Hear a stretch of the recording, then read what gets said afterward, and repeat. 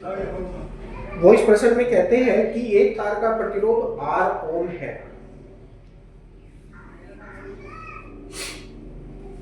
यदि तार को खींचकर इसकी लंबाई प्रारंभिक लंबाई की अनुगुनी कर दें तो तार का नया प्रतिरोध क्या हो जाएगा। ये बहुत ही अच्छा प्रश्न है।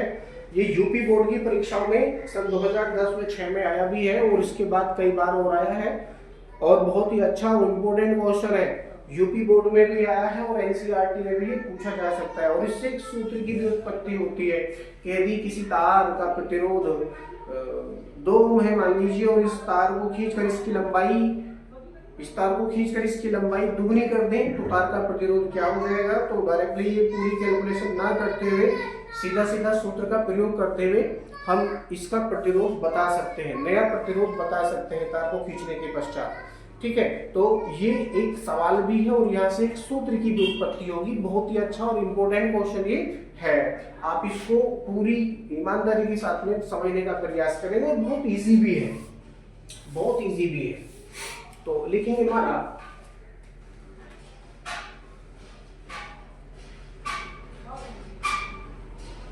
तार की प्रारंभिक लंबाई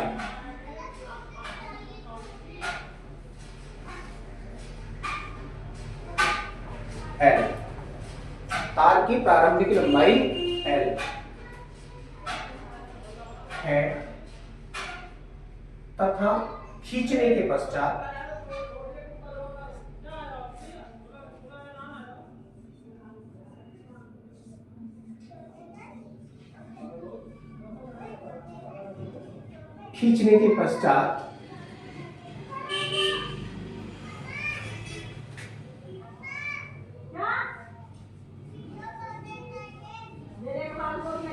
अंतिम लंबाई L डैश हो जाती है। क्योंकि जब तार को खींचा जाएगा तो उसकी लंबाई बढ़ेगी, बढ़ने के बाद मान लीजिए उसकी लंबाई L डैश हो जाती है।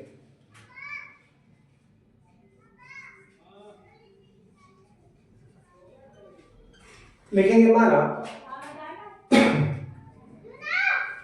तार का प्रारंभिक परिच्छेद, तार का प्रारंभिक अनुप्रस्थ और लिख लेंगे एक शब्द यहाँ पर, अनुप्रस्थ परिच्छेद क्षेत्रफल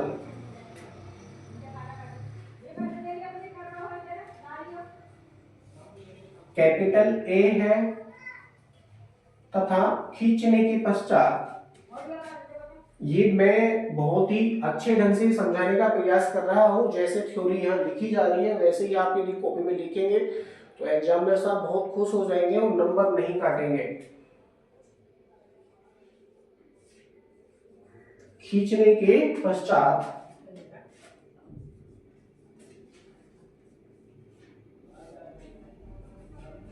A डैश हो जाता है।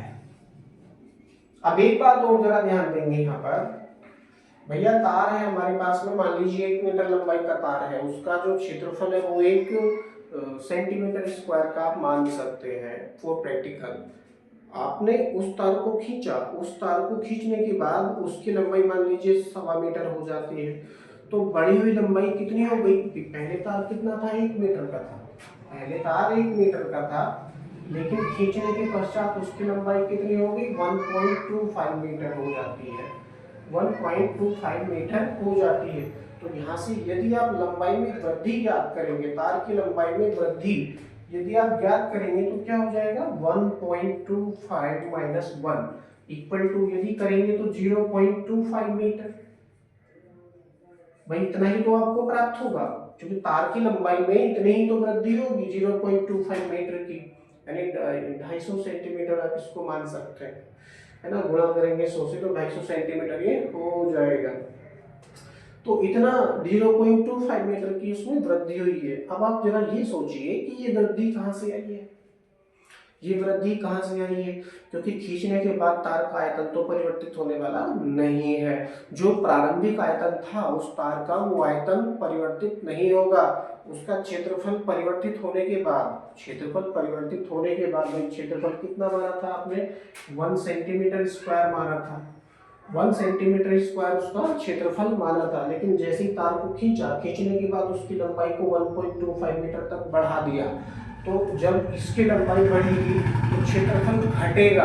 क्षेत्रफल क्या होगा? घटेगा। क्षेत्रफल घटकर मान लीजिए 0.85 सेंटीमीटर हो सकता है, 0.85 सेंटीमीटर हो सकता है। तो क्या होगा, जैसे ही उसकी लंबाई बढ़ेगी तो क्षेत्रफल घटेगा, क्षेत्रफल घटेगा, लेकिन कभी भी उसका आयतन परिवर्तित नहीं होगा, आयतन परिवर्तित नहीं होगा। ठीक है, तो ये मैंने समझाने का प्रयास किया है। अब लिखेंगे खींचने के पश्चात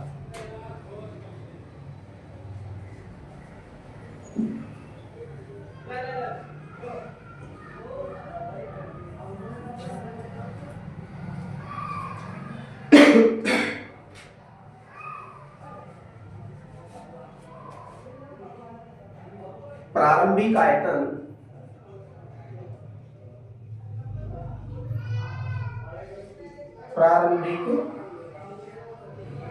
अब देखिए आयतन का सूत्र तो हमारे पास में है नहीं, परंतु बना लेंगे। क्षेत्रफल को यदि लंबाई से गुणा कर देंगे तो उसका आयतन बन जाएगा।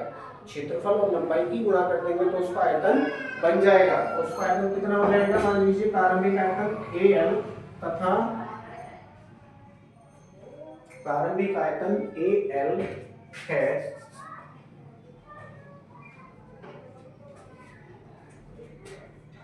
तथा खींचने के पश्चात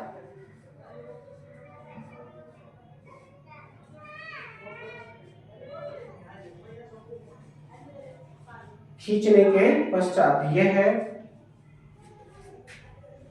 A dash into L dash हो जाता है।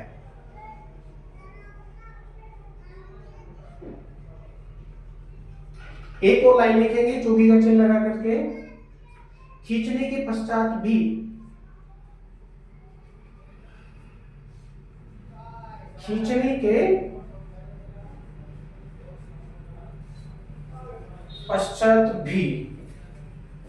तार का आयतन नहीं बदलेगा। ये लाइन लिखनी बहुत जरूरी है। ठीक है, खींचने के पश्चात भी तार का आयतन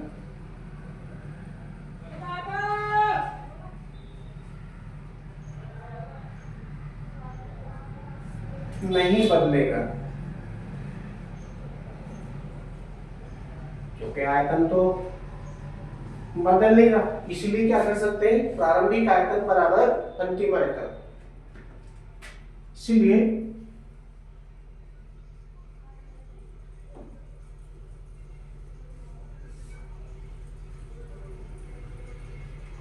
प्रारंभिक आयतन बराबर अंतिम आयतन।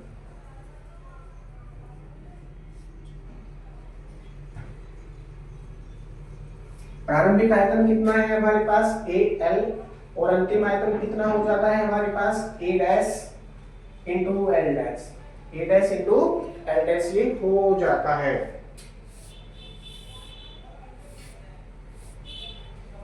अब A वाले जितने पद हैं उनको हम एक तरफ कर लेंगे, लिखेंगे या करके A upon A dash equal to, अब क्या बचा यहाँ पर?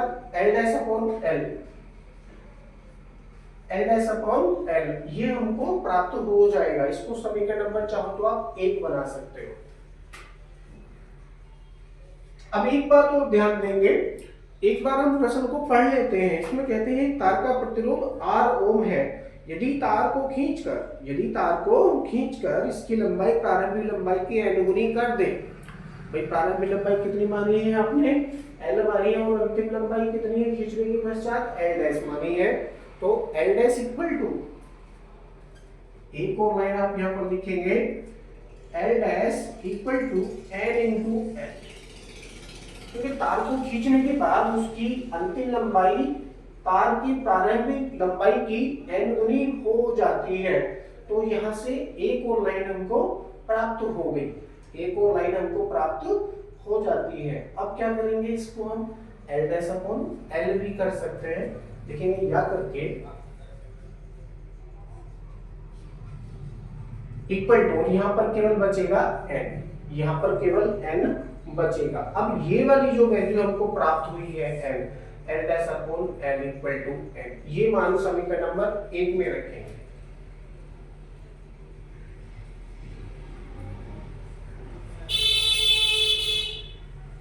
समीकरण 1 में रखने पर यदि रखेंगे तो क्या प्राप्त हो जाएगा, a upon a dash equal to l dash upon l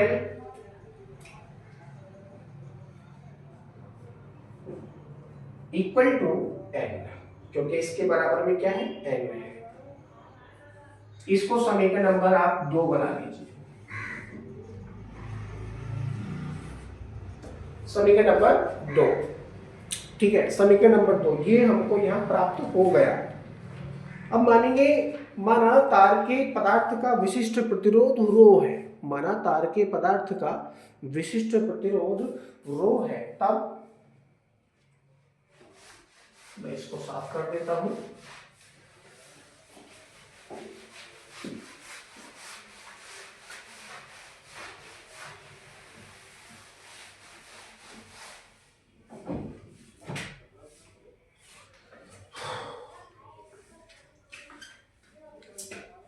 माना तार के पदार्थ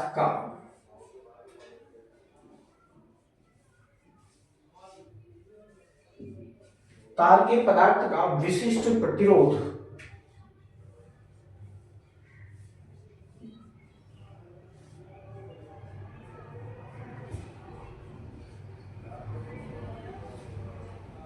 रो है, तब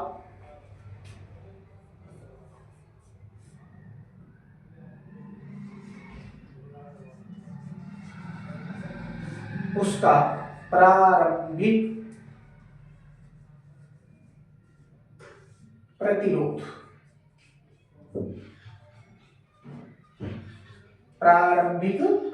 क्या सूत्र है प्रतिरोध का, R equal to rho L upon A, R equal to rho L upon A.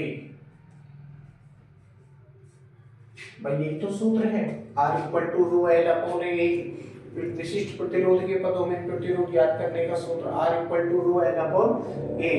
अब ये प्रारंभिक प्रतिरोध है, प्रारंभिक प्रतिरोध के अंतर्गत प्रारंभिक वाली ही सारी चीजें हम प्रयोग करेंगे। कौन कौन सी, रो क्या है, तार के पदार्थ का विशिष्ट प्रतिरोध परिवर्तित होगा नहीं बिल्कुल भी, ठीक है, ये पहले भी कांस्टेंट था, बाद में भी कांस्टेंट ही रहेगा खींचने के बाद भी, ठीक है, तो ये परिवर्तित नहीं होगा। L है प्रारंभिक लंबाई और A है प्रारंभिक क्षेत्रफल, ठीक है, इसको समीकरण नंबर बनाइए आप 3, लिखेंगे तथा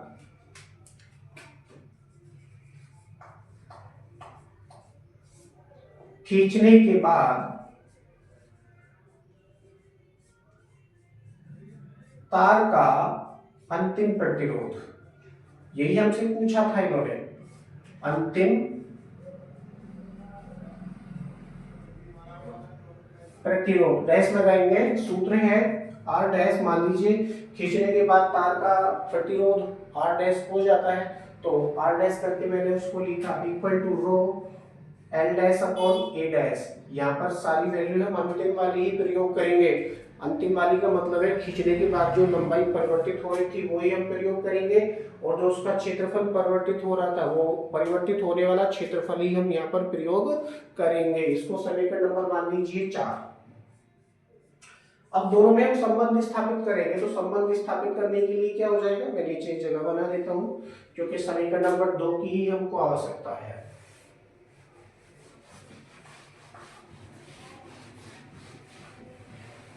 संबंध बनाने के लिए मैं क्या करूंगा, समीकरण 3 में 4 को भाग कर दूंगा, 3 को 4 से कर लो, 4 को 3 से कर लो, आपकी मर्जी है, जिसको भी आप चाहो। तो मैं क्या कर रहा हूं, समीकरण 4 को 3 से, समीकरण 4 को समीकरण 3 से यदि मैं डिवाइड करूंगा तो मुझे क्या प्राप्त होगा, R dash upon R equal to rho L upon A। अब देखिए R डैश वाले पद में लिख रहा हूं तो L dash A dash into A पहुंचेगा ऊपर अपॉन रो L आ जाएगा नीचे। ये सारे पद मैंने लिख दिए हैं डायरेक्टली मल्टीप्लाई करके, ठीक है, तो रो से रो कटेगा, रो से कटेगा रो। एक बार फिर बच्चों को समझ लेते हैं। आर डैश इक्वल टू है रो L dash upon A dash. तो रो L dash upon A dash ये किसकी वैल्यू आ चुकी है हमारे पास, आर डैश की वैल्यू आ चुकी है। अपॉन में आर है, इसकी वैल्यू लिखेंगे तो पद पलट जाएंगे, ए अपॉन रो एल हो जाएगा।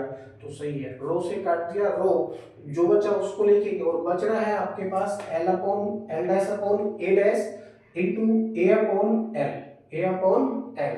तो क्या करेंगे, एल डैश वाले जितने पद हैं या एल वाले जितने पद हैं उनको एक तरफ लिखेंगे और ए वाले जितने पद हैं उनको हम एक तरफ करके लिख लेंगे। तो लिखेंगे क्या करके,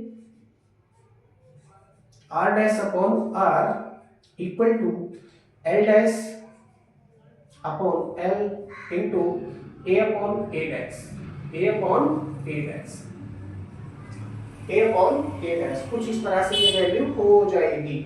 अब देखिए समीकरण 2 में किस किस चीज की वैल्यू हमको प्राप्त हो रही है, a अपॉन ए डैश की वैल्यू प्राप्त हो रही है, l डैश अपॉन l की वैल्यू प्राप्त हो रही है कितनी, n। यानी l dash upon n, l इन दोनों के स्थान पर आप n का प्रयोग कर सकते हैं और a upon A dash, a upon A dash equal to n इसके स्थान पर भी आप n का प्रयोग कर सकते हैं।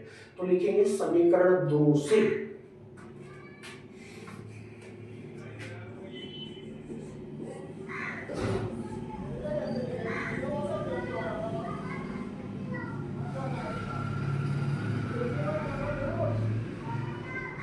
समीकरण 2 से मान रखने पर यदि आप मान रखेंगे तो क्या प्राप्त होगा, r dash upon r equal to r dash upon r equal to l dash upon l, l dash upon l इसकी वैल्यू n है तो n आ जाएगा इनटू और क्या बचा a upon a dash, a upon a dash इसकी value भी कितनी है, n है।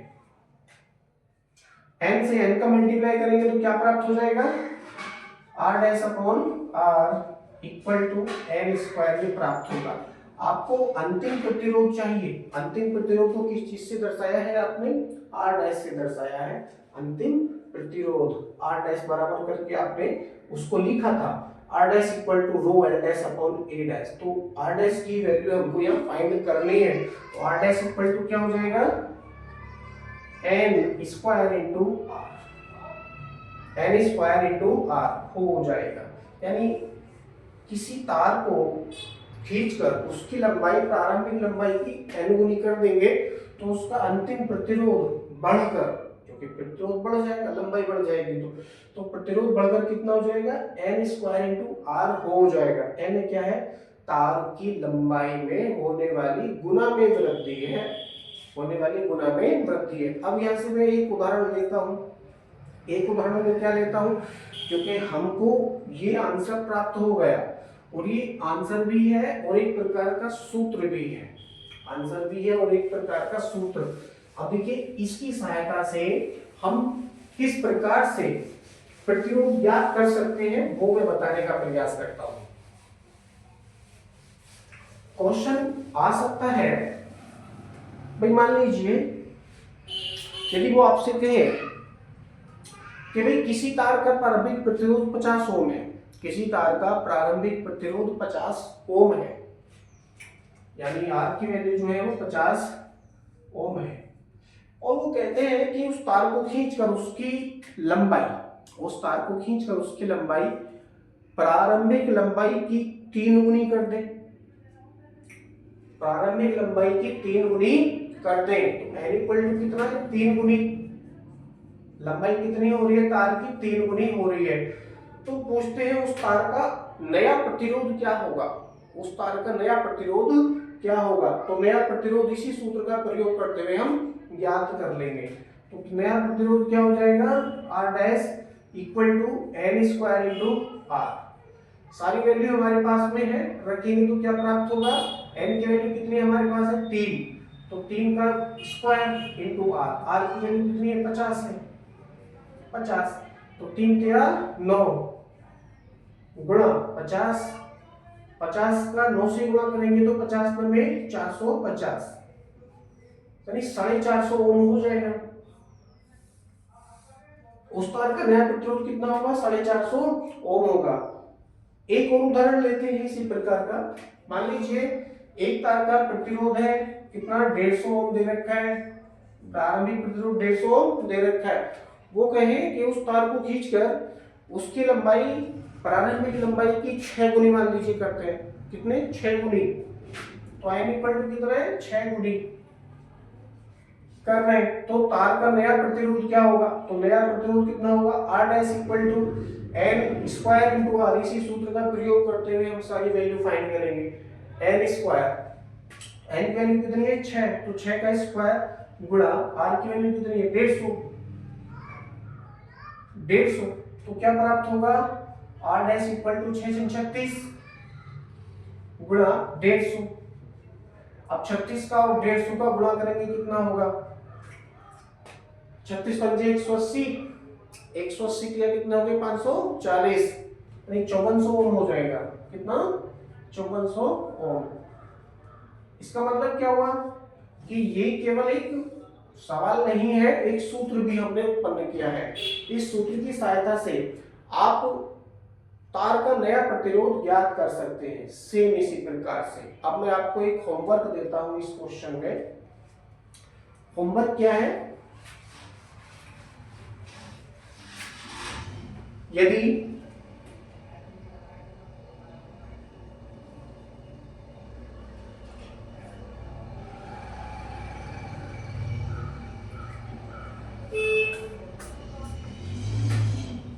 पच्चीस ओम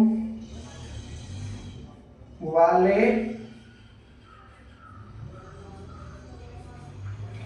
किसी तार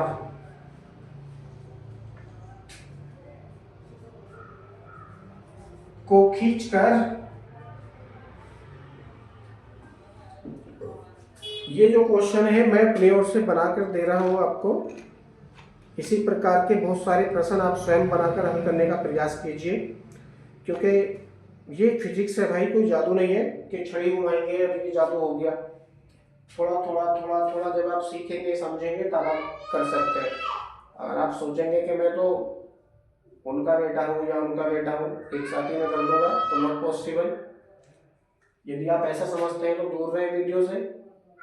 यदि 25 ओम वाले किसी तार को खींचकर उसकी लंबाई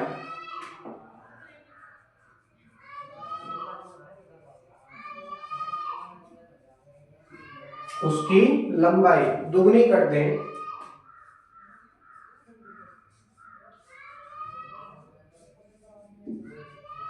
तो उसका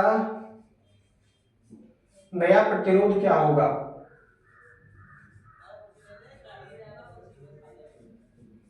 नया प्रतिरोध क्या होगा।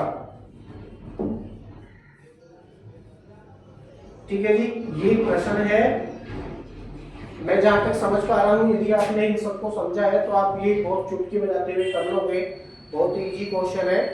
आप इसका आंसर कमेंट बॉक्स में बताइए। यदि 25 ओम वाले किसी तार को खींचकर उसकी लंबाई दोगुनी कर दें तो उसका नया प्रतिरोध क्या होगा। ठीक है जी, आप इसका आंसर मुझे कमेंट बॉक्स में बताइए कि क्या प्राप्त हो रहा है। बाकी क्वेश्चन आपके अगली वीडियो में